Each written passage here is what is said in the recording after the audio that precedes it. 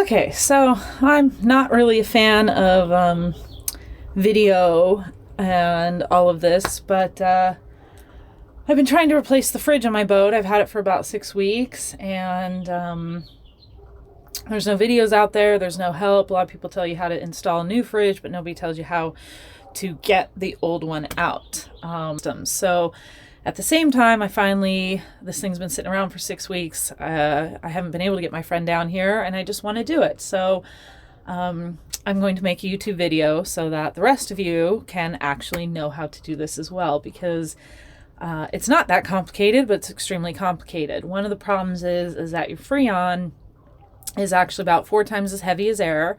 And according to a refrigeration specialist, it can actually steal all the oxygen out of the air if you have a leak. And so these are supposed to be set systems that work. We'll talk about that in a little bit. But at the same time, this is a really old one I'm taking out. And when I go to release the valves, the concern amongst every single person I've talked to is that it's going to release a lot of oil and the Freon, and that I could potentially, end up hurting myself or causing a big mess. So I'm going to dive into this. It's going to be a couple parts. I'm not really... So here we go. So in these systems, unlike, a house fridge that we can spend less money on and have more space, these systems come in parts. So the new modern system seems to be a lot better, less parts, things kind of more connected. This is an older system. But this first piece here is your evaporator. And then you've got, your thermostat here. That was pretty easy to come off. It was just kind of glued on. But then as you can see, we have, the evaporator. This is your copper coil that goes through.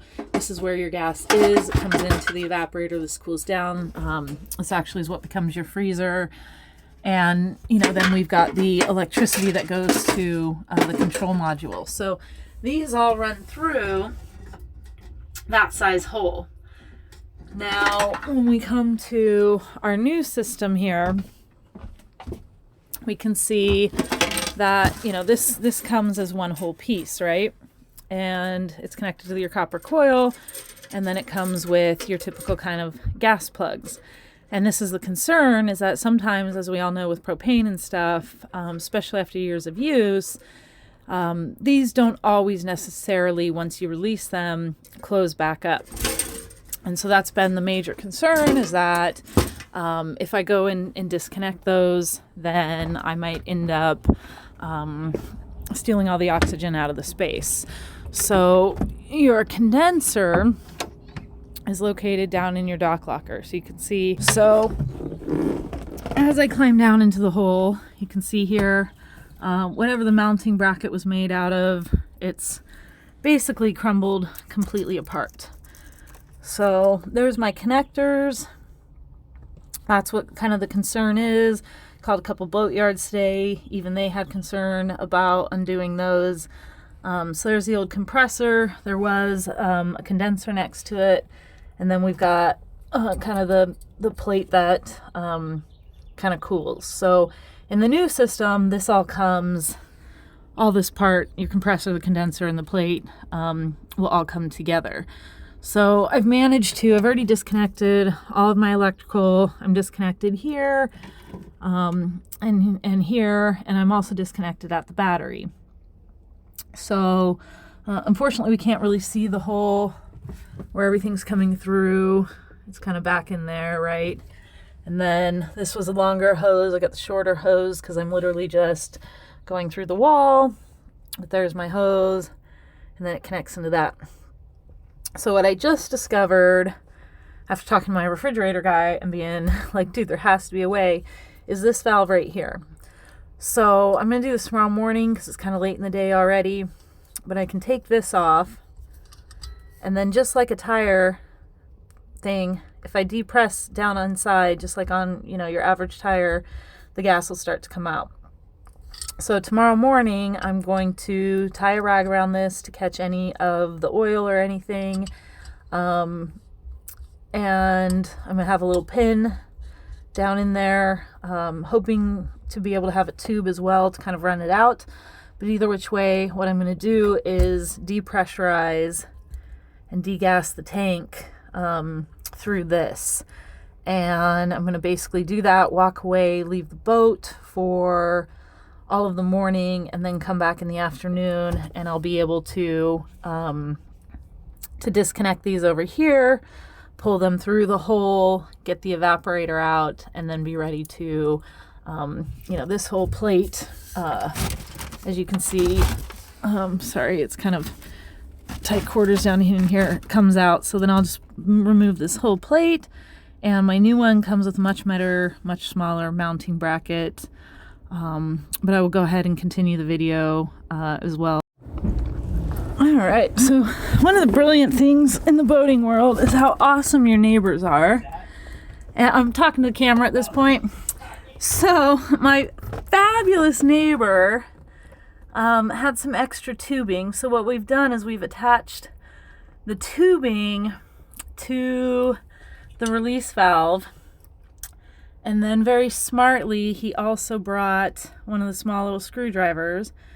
And so we've punctured a small hole in the side of the tube so that this can go down, pierce the valve release, and then all of it comes out, goes through the tube, and we've stuffed the tube kind of down through the dock. So we should be able to do this. Sorry, I'm not used to the cameras.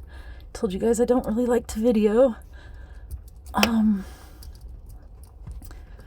Fine, there we go. See, I'm back in. And now you can hear the sound.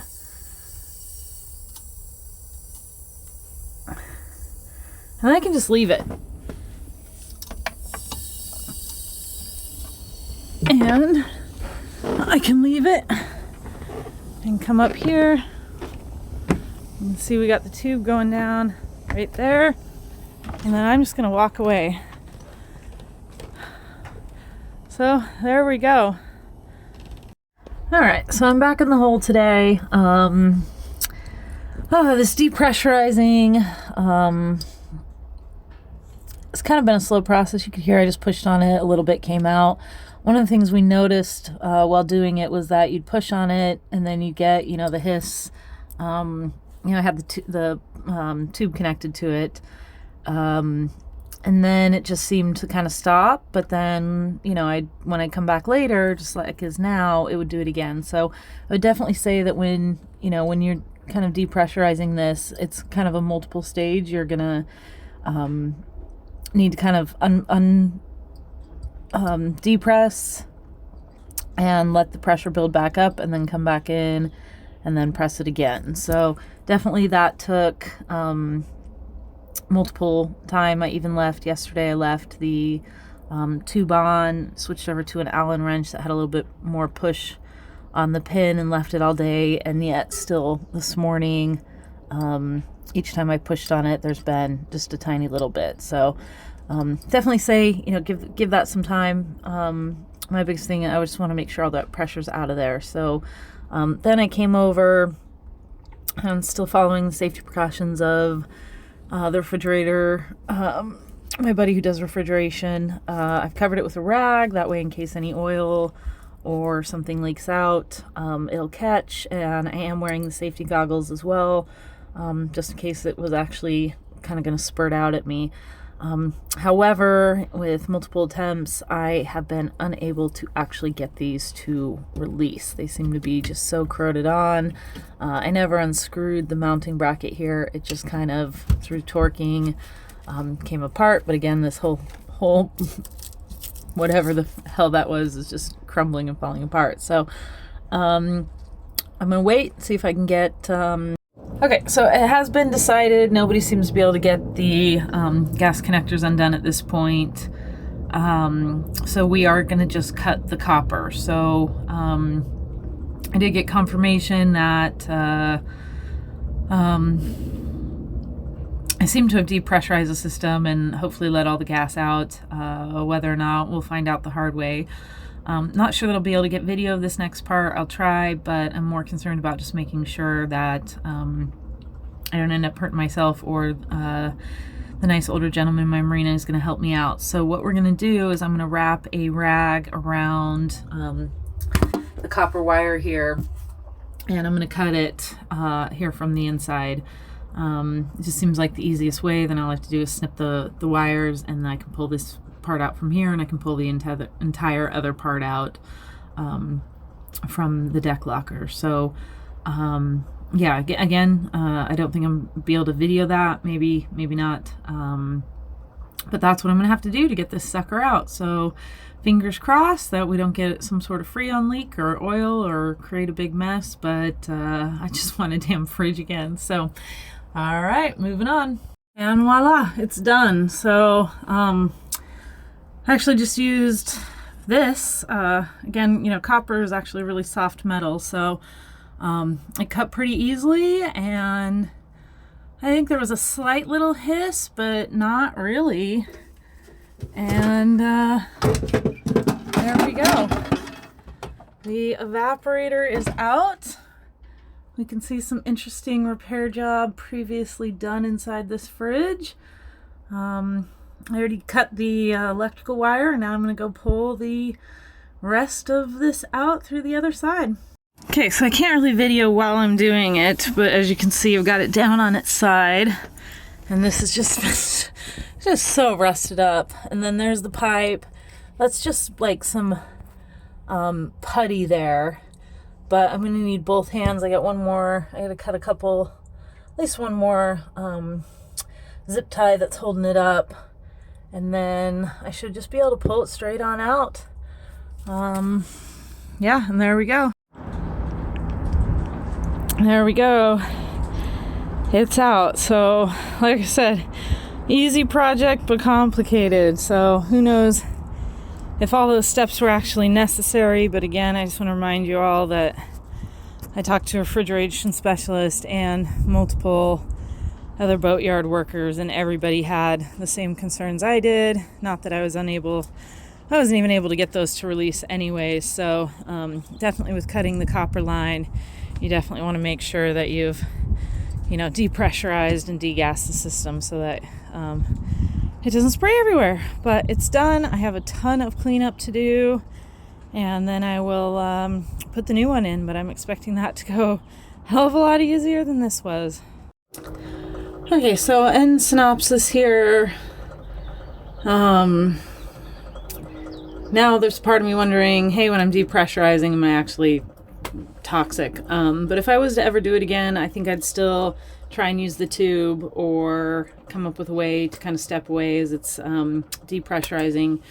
And that really just comes from, again, the extent of calling so many people and asking so many people how to get this old fridge out, and having each and every one of them be concerned over some leak and something bad happening. So I would do that again. When I went to go dump the fridge into the dumpster, that was the first time I brought the compressor above the coils, and Freon did start dripping out as I was lowering it down into the trash can, because I was lowering it down by the coils. So you definitely still got a ton of Freon in there. So I would say, make sure, I think I cut it at the best spot, being closer to the evaporator there. And so I would say, if you end up having to cut, or if you're releasing out those valves, there's definitely a hell of a lot of Freon still in there. And so I would say, make sure you keep your coils above your compressor. It seems like the bulk of, that Freon is contained in that compressor unit. So anyway, that's that. That's how, after multiple days, I finally got the stupid fridge out of my boat.